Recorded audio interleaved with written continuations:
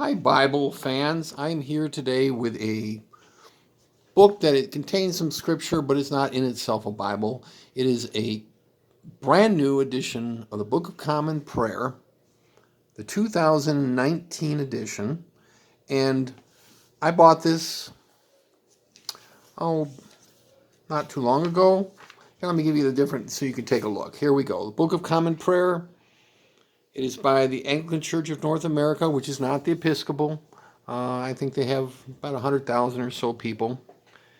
And it is a redo of the classic, the 1662 and the 1928, and it's somewhat of a rejection of the 1979, which is the Episcopal. But it's a very lovely book, and I want to just go over it. I'm getting you all the information you need to know here. Its readings are from the ESV. That's important to note. The Episcopal or Anglican services revolve around daily devotionals that can be done individually or in a group. Morning prayer, evening prayer are the two classics, and two of these have been added more recently, midday and compline, which is a night prayer. But the original Book of Common Prayer would have just the morning and the evening prayer. Also is an order of services for their Holy Eucharist. And a Book of Common Prayer history, if you know much about it, was it came about just shortly after the beginning of the English Reformation. And it was an attempt to provide an English service manual to be used in all the churches in England instead of Latin and masses and all of that, but very traditional in terms of Christian history. So it uses many of the same contents, like Lord's Supper, the Lord's Prayer, and Apostles' Creed, and many other things. So it includes services for baptism, confirmation, ordination, all the way up through bishop.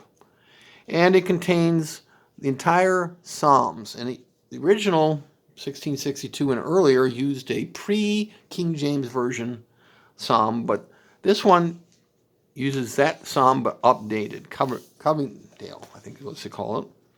Get the name right here. Yeah, here we go. All right, the Coverdale, Coverdale, which was a pre-King James Version Bible, and it's been updated, and I believe C.S. Lewis had a part in it, so it's been a long time, many decades since it was done, but quite nice. I want to look at this book as a physical book, now that I've outlined what it is. This book is 9 6 3/4 by 1 1/4. It contains 5 small ribbons, gilting on the back cover. It's a synthetic cover, quite nice, very pretty gilting on the page edges. It uses a paste down liner, and the paper is just exquisite. Very lovely paper. Has a good feel. And you can see the size of the print here, that this is a easy to read Bible, worship book, which contains some scripture. And there we go. That's a quarter, to let you know.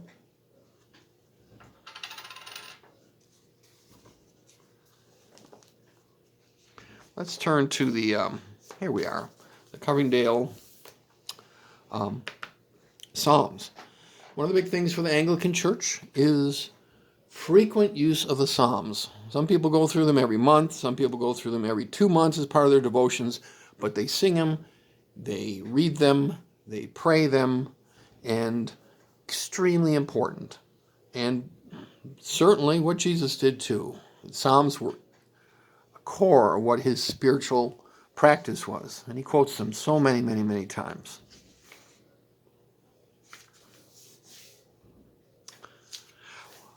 I have here a Cambridge edition, I had a review of it, of the 1662, and let me just look at the print side by side. This print's only a little bit smaller, but it's a considerably smaller book without very much in the way of margins. It's about the same thickness, but I'll give you a look and see as in terms of size. You can see that's massively different. high quality leather Bible. What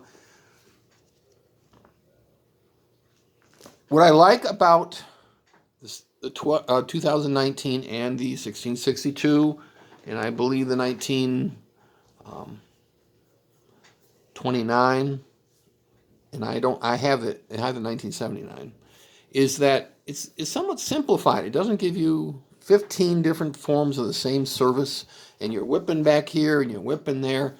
Like the original, it has a form.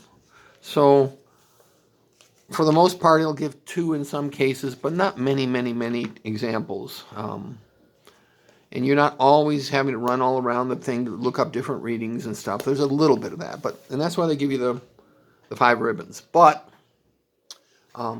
just a little. This prayer book, is going to come out in calfskin this spring sometime for under $100, I've been told. And it is lovely, lovely. And I'm sure it will be cherished by many people. And I wouldn't be surprised if this doesn't get a wider use than just the 100,000 conservative Anglicans here in the United States. It's received some criticism, and in some ways it probably needs a little further revision, and I wouldn't be surprised in the next decade or so if it doesn't revise slightly.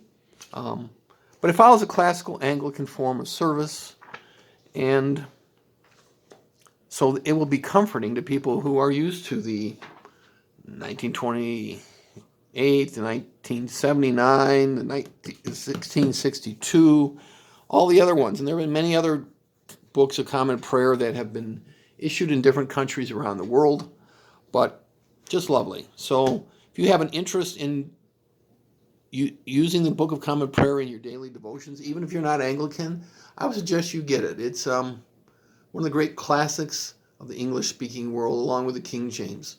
God bless.